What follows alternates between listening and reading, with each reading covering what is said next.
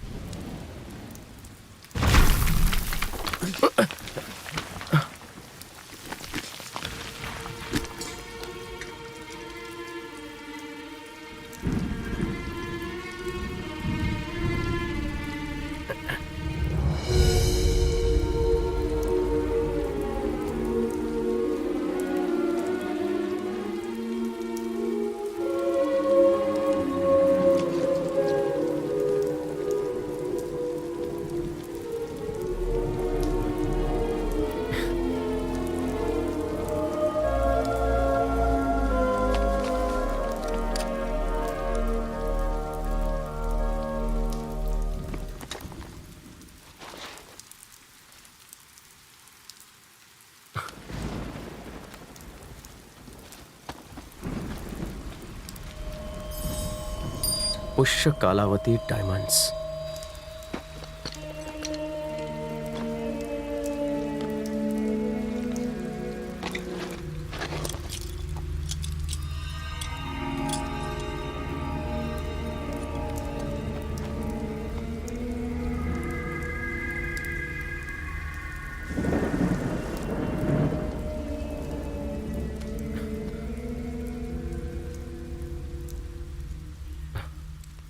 मैं सत्यनारायण वर्मा इस वसीयत में अपनी सारी जायदाद अपने बेटे नरेंद्र वर्मा के नाम कर रहा हूं।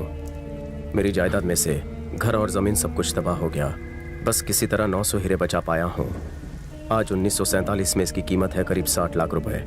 इन हीरों पर सिर्फ मेरे बेटे का और फिर उसके बेटे का और फिर उनके वारिस का हक रहेगा और कोई इसका मालिकाना हक नहीं जता सकता। पापा पापा पापा उठिए ना। अरे क्या है? उठिए ना पापा। अरे सोने देना भाई। देखिए मेरे दादाजी आपके लिए वसीयत छोड़ कर गए हैं। हैं? लिखा है उन्होंने आपके लिए 900 हीरे छोड़े हैं। एक काम कर, मैं तुझे सुबह लॉकर की चाबी दे दूंगा, तू जाकर वहाँ डिपॉजिट कर देना, ठीक है? अब मुझे सोने दे। अरे बाद में सोइएगा। उठिए। क्या है? जरा इस वसीयत पर एक नजर तो डालिए। उन्होंने हम लोगों के लिए 900 हीरे रखे हैं। पढ़िए। मुझे लगता था हमारे घर में सिर्फ एक ही पागल पैदा हुआ है। तेरे दादा भी सरफिरे थे, आज पता चला।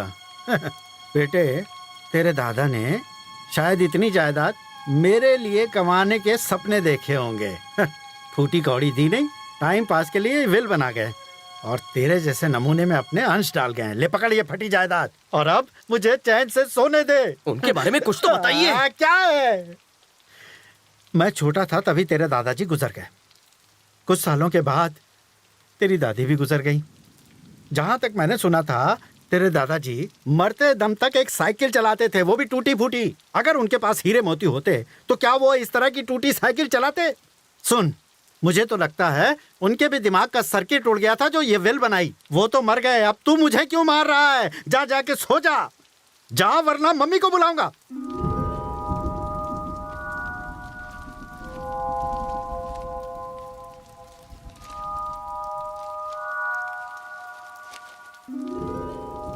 अगस्त 1947 पाकिस्तान से हिंदू और सिखों को खदेड़ा जा रहा था। डरा सहमा सा मैं घर में रेडियो सुन रहा था। दंगे फैलाने वालों को रोकना पुलिस के बस से भी बाहर हो गया है। पुलिस ने जनता से निवेदन किया है कि वो अपने अपने घरों में ही रहें। लुटेरे नामचीन लोगों को मारकर उन्हें लूट रहे हैं। पूरे शहर मदद के लिए मैंने दोस्तों को फोन किया। चारों तरफ अफरा-तफरी। मोहम्मद भाई, मैं सत्यनारायण बोल रहा हूँ। हाँ बोलिए। देखिए, मुझे बहुत डर लग रहा है। क्या दंगे खत्म होने तक मैं आपके घर में रह सकता हूँ? अगर आप हमारे साथ रहेंगे तो वो हमें और हमारे परिवार को भी मार डालेंगे। किसी से मत कहिएगा कि हम दोस्त हैं। हेलो पुलिस स्टेशन, बाहर दंगे चल रहे हैं, मारकाट मची हुई है।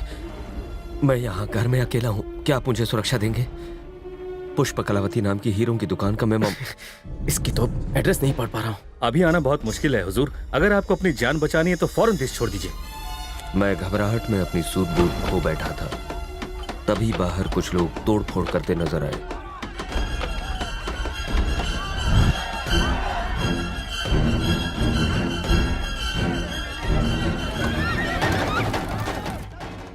इससे पहले कि वो मुझ तक पहुंचते, मैंने वहां से निकलने का फैसला किया। पैसे, गहने और हीरे झोली में भरे और अपनी कार की ओर भागा।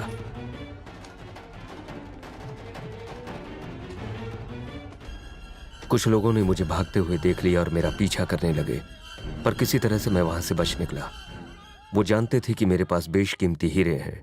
मुझे मेरी मौत का खौफ था, इसलिए कुलदेवी मां हिंगलाज देवी के रास्ते में दर्शन किए और तेजी से आगे बढ़ता रहा। पूरा इलाका लाशों का ढेर बन चुका था।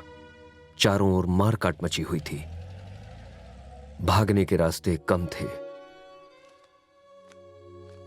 जब मैं छोटा था तो मुझे पता था कि राजा युद्ध के दौरान किसी गुप्त रास्ते से जाया करते थे। एक दिन मैंने वो देख लिया, पर अंदर जाने की कभी हिम्मत नहीं हुई। लेकिन आज जोखिम उठाने के अलावा और कोई रास्ता नहीं था। ये आधे पन्ने तो दिमाग खा गए हैं। डरता हुआ मैं खुफिया रास्ते में दाखिल हुआ। सीढ़ियों से उतरता हुआ नीचे गया। दरवाजा खोला तो सामने एक खौफनाक बड़ी गुफा थी। मेरे कदमों की आहट भी मुझे डरा रही थी। उस भूल भुलैया में पता नहीं मैं कहां जा रहा था। तभी अचानक एक कंकाल से टकराया। कंकाल से टकराते ही एक चेन मेरे हाथ में गिरी। मैं डर गया। चेन लेकर मैंने वापस लौटने का फैसला किया। सारे रास्ते एक जैसे थे, इसलिए मैं रास्ता भटक गया। 4 घंटों पागलों की तरह अंदर घूमने के बाद मैंने जीने की उम्मीद छोड़ दी। मैं बुरी तरह से थक गया था, इसलिए मैं आराम करने के लिए एक जगह रुक गया। मैं जहां बैठा था वहां धातु के पक्षी बने हुए थे। उनमें से एक के अंदर मेरे हीरों की थैली गिरी। वजन पड़ते ही उस पक्षी का पंखनुमा ढक्कन बंद हो गया। स्तंभ के ऊपर का हिस्सा खुला और मेरे पैसे, गहनों की पोटली कहीं अंदर चली गई। स्तंभ के ऊपर के हिस्से को मैंने काफी खोलना चाहा, पर वो खुला नहीं। पास रखे पत्थर को हटाना चाहा, पर वो टूट गया। तभी जमीन हिलने लगी, मानो भूकंप आ गया हो। पत्थर का पुल 2 हिस्सों में बट गया और मैं नीचे जा गिरा। सिर्फ भगवान ही जानते हैं कि मैं उस मौत के कुएं से कैसे बचा। मेरे लिखे रास्ते पर अगर कोई जाता है तो शायद उसे खोए हीरे मिल जाए। काम की सारी जानकारियां गायब हैं। ये हिंगलाज देवी मंदिर कहाँ होगा? मेरे दादाजी का घर कहाँ था? हाँ हाँ, उस तरफ। जरा संभाल कर करना, कहीं कुछ टूट ना सोने का जाए। एक जरा हीरा तक एहतियात नहीं से। मिला। हाँ, थोड़ा उस तरफ खोदो। वक्त जाया कर रहे हो तुम लोग मेरा। जल्दी करो, काम चोर कहेंगे। मंसूर मियाँ, हम खजाना खोज रहे हैं और उसके लिए बहुत सब्र की जरूरत है। अगर इस तरह बेचैन हो जाओगे तो काम में मुश्किल हो जाएगी। Yes sir.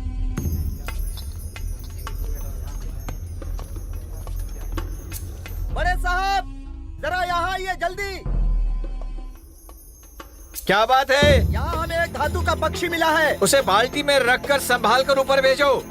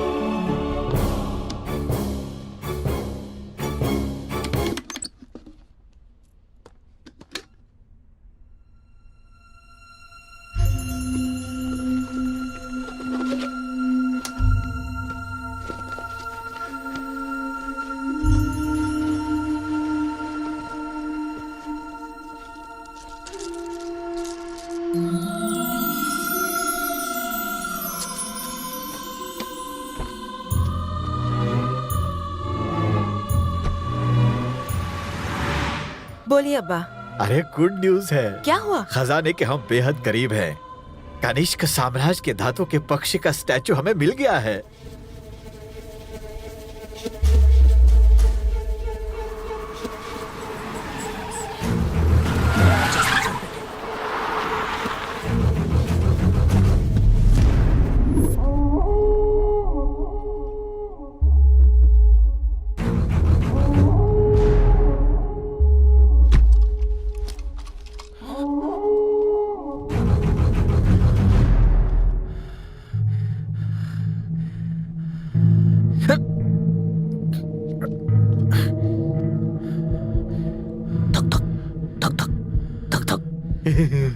वही धक धक धक धक धक धक, फिर वही खौफ सुनाई दे रहा है। खौफ की रफ्तार भी वही है, और ये खौफ मेरा नहीं है। इसे एक ही खौफ है कि कहीं वो बेशकीमती खजाने तक मैं ना पहुंच जाऊं।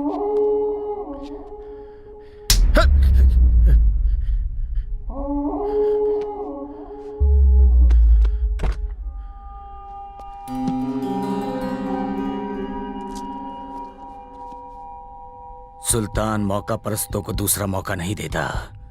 तू तो बड़ा ईमानदार है। अगर मेरी निगाहों से ओझल हो गया तो शायद तू बच जाए। आज से इस प्रोफेसर की जगह तुम्हारी हुई। ईमान से काम करो, इनाम पाओगे।